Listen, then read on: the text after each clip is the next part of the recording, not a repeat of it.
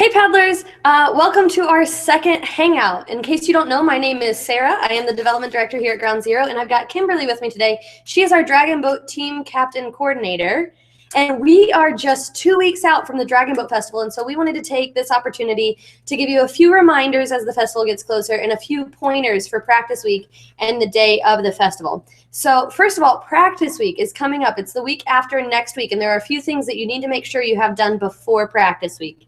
Kimberly, why don't you tell them about that? Okay. If you have not gotten your waivers to your captain, the thing you have to fill out and sign, we really need to have that before practice. It will make your check-in for practice go much smoother. Also, any fundraising or donations that you have, it'd be great to go ahead and get those in as well. The sooner you get all that in, we can get it in the system here, and your team can kind of better know where you are in terms of your fundraising. So absolutely do that. If you have not done that, get that to your captain as soon as possible. And if you can't, we can take it the day of the practice. But like I said, it'll be a lot smoother checking in for your practice if you don't have to deal with that. Yeah, so for those of you who haven't turned in any donations yet, remember your fundraising packet had envelopes in it. Envelope 1 contains 10 pledge envelopes. If you have physical donations, make sure they're in a pledge envelope that's filled out so that your donor can have a tax receipt. And anything that came back from your letters, keep that in the return envelope. Put all of those in your number 3 envelope, seal it, and give it to your captain, and your captain can get it to us, and you can have those accurate records.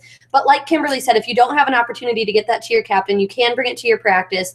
But if you're going to do that, make sure you come at least 30 minutes early so that we can make sure that you get through that entire process before your team gets on the water, because it's scheduled exactly. So your team will have exactly 1 hour on the water. And if you get started 15 minutes late, you're still done at the end of that hour. So make sure that you're not the holdup and make sure that you're early for your practice. Kimberly, how do they know when their practice is?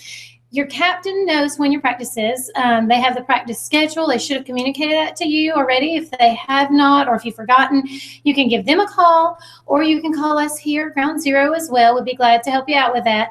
But also, we're going to put the practice schedule on our website. So hopefully by the end of the day or first thing in the morning, you'll be able to access that at mygroundzero.com. Click on Dragon Boat, go down to Team Central, and you can see the whole practice schedule there. So any of those ways. All right, perfect. So again, make sure that you show up at least 15 minutes early to your practice, 30 if you're going to be turning things in. And then that brings us to the day of the festival, which I think is what we all have the most fun talking about. It's something we look forward to all year. So the day starts out pretty early. Who does it start for first? Yes, captains and drummers need to be there first at 7:30 in the morning. I know that's early, but come on, and you can be sleepy with the rest of us.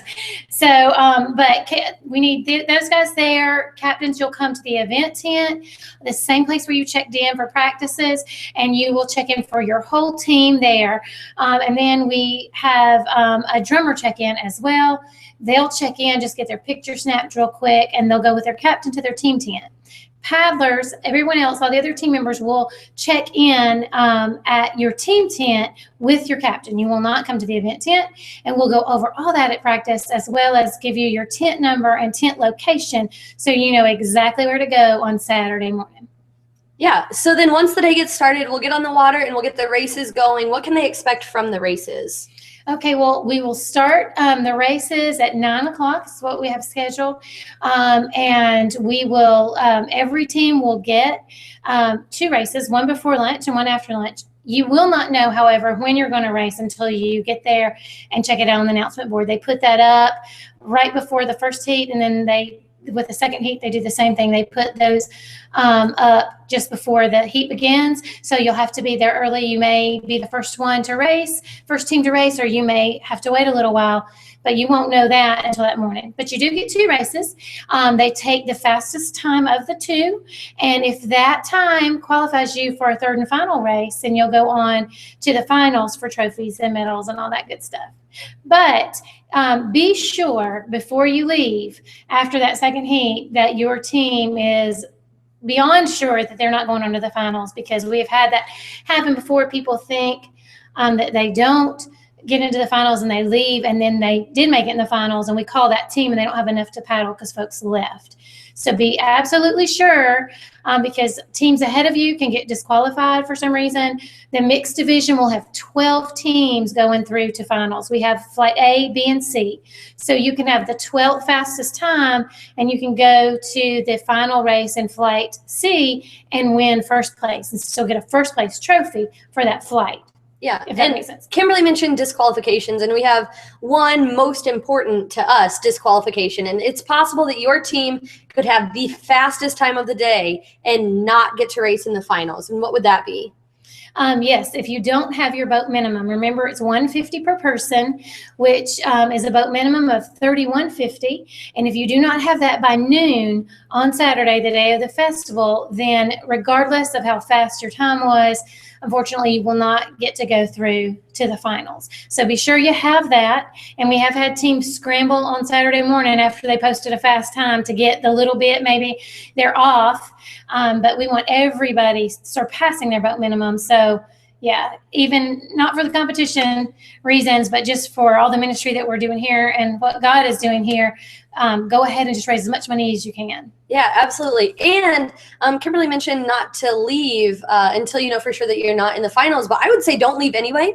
Stick around, come to the awards ceremony, because there are other ways that you can win. It's not, the awards aren't just for being a fast paddler. We have the drummer competition, and that is actually going to be a little bit different this year. So we will still have the drummer board like we've had in the past with the photographs and the slot to put your votes, and votes are donations. And the drummer who has the largest number of votes, or who makes the largest amount of money from the drummer board, will win the People's Choice Award. But this year, for the first time ever, during the lunchtime break, we're actually going to have a drummer costume pageant. So the drummers who are participating in the competition will actually come up on stage. We're going to have a runway. We have Greg Rolls is coming just to MC the pageant. We're going to have some celebrity judges, and it won't just be what's the crowd favorite or which team had the most grandmas come put votes in, but it's actually going to be a competition to see who the judges think had the best costume, and there will be an award for that at the end of the day too. So make sure you stick around. And while we're talking about lunchtime, there's also, right after the pageant, there is a free lunchtime concert. And I know Kimberly's excited about that this year. Absolutely. Group One Crew is our free lunchtime concert, and they are phenomenal. So you're not going to want to miss that. Until even folks that are coming to watch you race, to be sure to be there at lunchtime. I know some people think, well, I'll go in the morning or in the afternoon. Nobody's going to want to miss this concert because they are awesome. And I personally have wanted them to be our lunchtime concert for like the last 5 years. So finally they're here and really excited. Yeah, they are so fun on stage. You're not going to want to miss that. And the stage is right over by our food court. And I wanted to take this opportunity to mention our food vendor sponsors. So food that you can expect to see out there, make sure you bring some cash for lunch. You're going to have Bojangles, Logan's Roadhouse, Dickey's Barbecue Pit, Ultimate California Pizza, and Ben & Jerry's. And we're going to have other food vendors as well, but those are the ones that have really stepped up and made an investment into our ministry. So I wanted to make sure that you know that they're all going to be there. So make sure you bring some money to get lunch and sit down at a picnic table and enjoy the concert. And while we're recognizing people, let's just do that. Let's take a minute. We want to recognize people who make this festival possible, who without them, it wouldn't be what it is. Absolutely. So, and some of the folks I want to thank are absolutely the captains. Most of you that are on teams, you get to enjoy the event and you get stressed out about your fundraising, but that's it. These captains start in January, most of them, some of them in February, and then we've had a few come on as late as just a few weeks ago. And they have to fill all 21 seats. They have to listen to people who promised them they were going to come through, drop out last minute, and then replace those people. And then they're not just worried about their fundraising, but everybody's fundraising, as well as they come to meetings and they turn stuff in, and they have a lot to keep up with, a lot of phone calls to make, a lot of emails. And we are so thankful for all their hard work because it makes it possible for your team to have a good day and compete. And it makes it possible for all this money to get raised and us to do these events for teenagers that we've been doing. So the captains are so important, and we're so appreciative. And you need to be good to your captain. So any of you that are struggling with your fundraising last minute, or if you are just wondering, oh, I got too much going on, maybe I shouldn't do it for your captain. They really are pulling their hair out this time of year, people dropping off last minute and stuff. So thank them for doing this so your team can participate. Yeah, we love your captain. Make sure that you love your captain. Thank them. Give them a high five.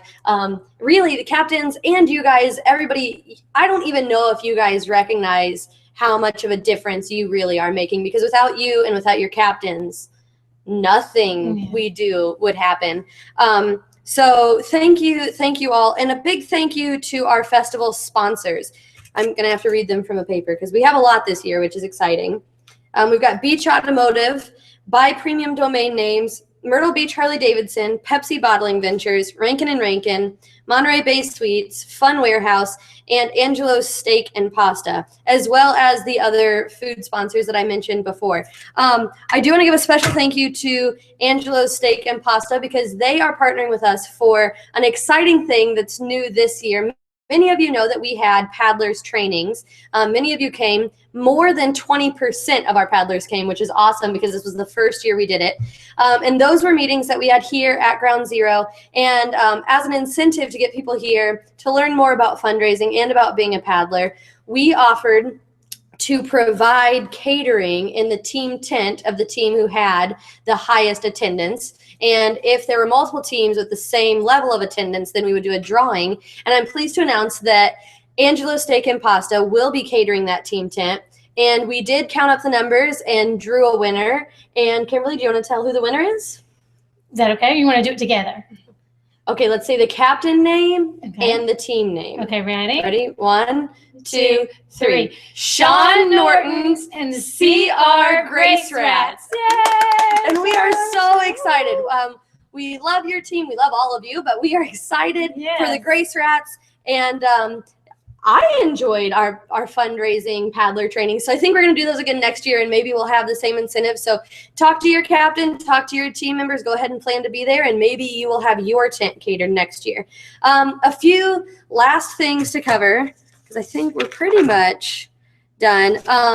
A few last things. Keep in mind, there is a family fun zone at the festival. So if you have kids that are connected to your team, it's $10 for all-day fun. That's sponsored by Fun Warehouse, and Awesome Inflatable Rides brings out their inflatables. So $10 will get anyone an all-day wristband. We also have water rides again this year, and that's going to be $5 per ride. Keep in mind, bring water or money to buy water. Drink lots of water. Wear sunscreen. And have fun. And thank you for participating. Thank you for all that you've done for the festival and ultimately for Ground Zero and ultimately for Jesus Christ. So thank you, and we will see you at the festival. Thanks. Bye.